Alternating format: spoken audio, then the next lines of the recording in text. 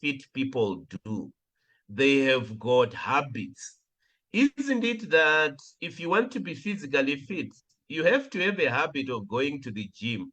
You can't just miraculously develop muscles without having certain habits that are entrenched in your lifestyle.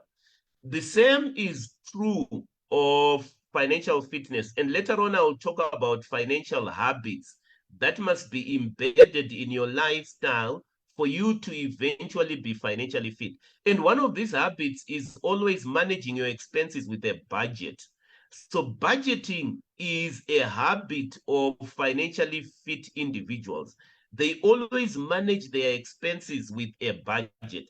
So let's just assume that we are budgeting 100 rands. What does a financially fit individual do? Number one, they pay themselves first. That's a very important habit of individuals that aim for financial fitness. You don't pay your creditors first, you pay yourself first. So, what we advise is that if you're earning 100 rands, 10 rands goes towards investing for your future. Another 10 rands goes towards giving or tithing, right? We advocate for tithing on this platform because we think that tithing is a very powerful force that contributes towards financial prosperity. It's a very, it's a powerful force in terms of prosperity. So if you've got 100 rands and you have separated 10 rands for investment, you have separated 10 rands um for tithing. It means that you are left now with 80 rands, right? Your lifestyle should be built around 80 rands because that's what you are left with. So if you are building an emergency fund, we are basically saying that you must build an emergency fund that will accumulate up to 240 rands because it should be at least 3 times your expenses. So I've indicated one habit of financially fit people. They pay themselves first as a matter of habit. Habit number two is that they live below their means.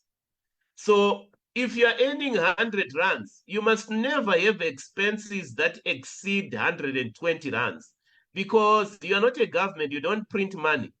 It's only the people that can print money that can have expenses above their salary. You don't print money. And therefore, your expenses should never be above 100 rands. If you get into the habit of spending more than you earn, you are going to be the most unfit person financially ever. Right. So how do you then make sure that your expenses are below, 100 rands? If you have bought a big house or a big car that you can't afford, downgrade. And this is one of the advice that we are giving to our listeners and to our viewers in 2024. Downgrade if you are struggling. In fact, downgrade before even the bank gets to you. And look me in the eyes and listen very carefully. If you are struggling in your finances, um, downgrade before uh, before um, before the bank gets to you. I always advise people only upgrade after you've received at least 2 salary increases. Don't upgrade before you have even spent your salary increase, which is what other people do in in their life.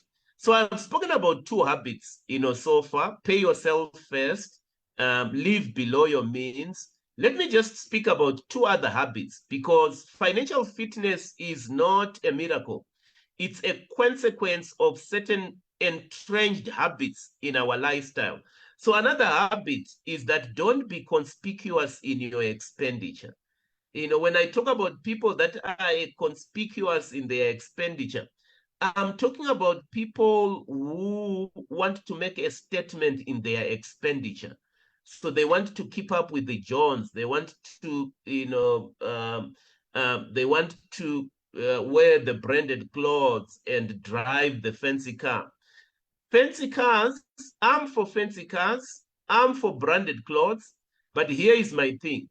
You finance branded expenditure out of passive income. You don't finance it out of earned income. So I don't want anybody buying, branded clothes from your hard-earned salary. Your hard-earned salary should prioritize generating a stream of passive income. Once you've generated that stream of passive income, then you have earned the license to go into luxury expenses. And that's the thing about financial fitness. So don't be conspicuous in your expenditure.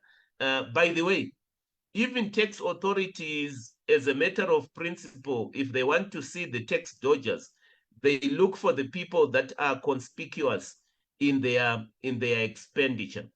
The other habit that I want to talk to us about is that never borrow to consume. Financially fit people don't borrow to consume. It's not as if they don't borrow. They borrow, but when they borrow money, it's for investment purposes. They are not borrowing money to buy food. They are not borrowing money to buy clothes. So one of the easiest ways of being financially fit is opening a clothing account. I don't advocate for clothing accounts. I don't advocate for any expenditure which is, consumption related. When you borrow to buy assets that are likely to appreciate in value. You borrow for productive purposes. You borrow and get a tax deduction for it. If your borrowings do not have tax deductions associated with them, it's not a good borrowing. Trust me. So it's not as if I am saying don't borrow. I'm just saying don't borrow for consumption, because borrowing for consumption, we've been talking about countries that are in trouble. And in our discussions, we spoke about 3 countries in Africa that could not pay their debts. I think we spoke about Zambia, we spoke about Ethiopia, and we spoke about Ghana. I can almost tell you, if that borrowing that those countries did was for infrastructure, was for investment purposes, there would have been an income stream associated with it. But sometimes people just borrow for consumption and they have nothing much to show for it. So I've spoken about these habits of financially fit people, which needs to be embedded in our. So to answer your question, Tafazo, I know I've taken time to get to your question.